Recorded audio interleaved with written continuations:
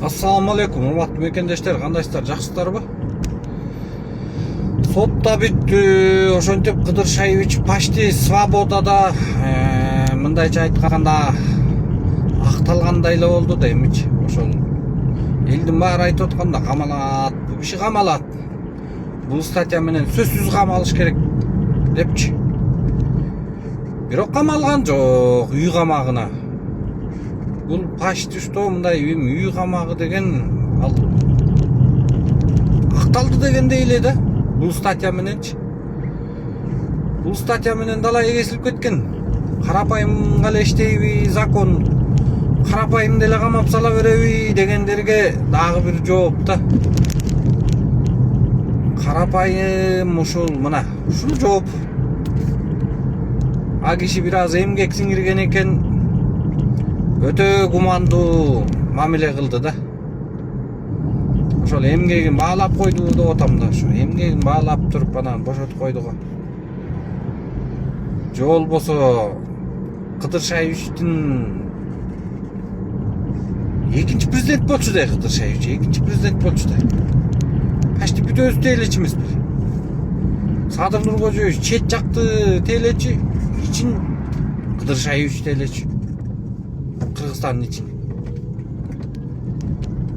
Баары колунда болчу да. Мунун ким түйүнө жетти? Биринчи жана 75 казакка учурду. Сен президент болосуң деп. Үчүнчүсү жанагы экинчиси жанагы баласы. Үчүнчүсү жанагы иниси. Жолотпош керек болчу. Жана Шайырбек Ташиев келбей эле койсо болмок да. Политикага башында айттым деп туруп анан мандатын тапшырбай койду деп туруп эле депутат болуп келгенде эле ушул түйүнө жетет деген элдин баары айткан ошол. Ошол түйүнө жетти да.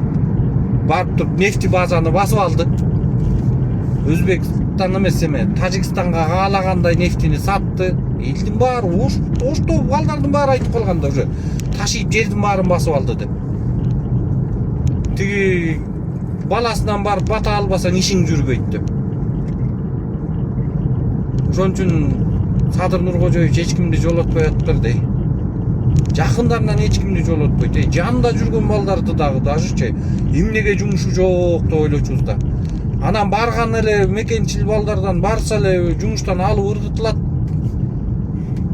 Садыр Нуркожоевич айткандай, мен эч кимге жегизбейм, өзүм жебейм деген да. Так что Садыр Нуркожоевичтин политикасы оюңарды жазгылачы. Бул жакта өтө тоңкий да. Эл арасында ар кандай сөздөр айтыла берет экен, кандай болгон күндө да галстык кылып койду. Камап салса азыр эмне кылат элек? Эч ким эчтеке кыла албайт болчу. Оңой эмес дей. Эмне? Кантип бирдеме дей аласың, урдап атса тияктан. Факты менен чыгып атса, 600 киши жазып атса заявленияны. Эмне дей аласың? Эчтеке дей албайсың. Ыйлаган киши көп. Көбүнүн канын ичип койгон да. Жана мазелин баарычы топтошуп алып. Кыдыршаевичтин башын ошолор жеди. Вазелини бүт баары.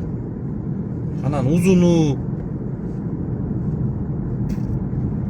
Булар элди каракчылык кылбады, тоношподу буларчы.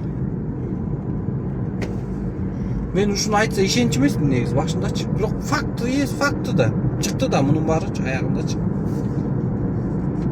Камалганда дагы чыкмак, мындан коркуп отурушат. Дагы эмне болуп кетер экен я?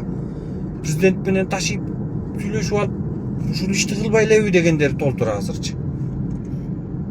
Бирок Садыр Нуркожоевич өтө гумандуу кылып койду. Почти бошоткондой эле дей. Үй камагында бүтөт ал үй камагы деле анан. Оюңарды жазгылашы.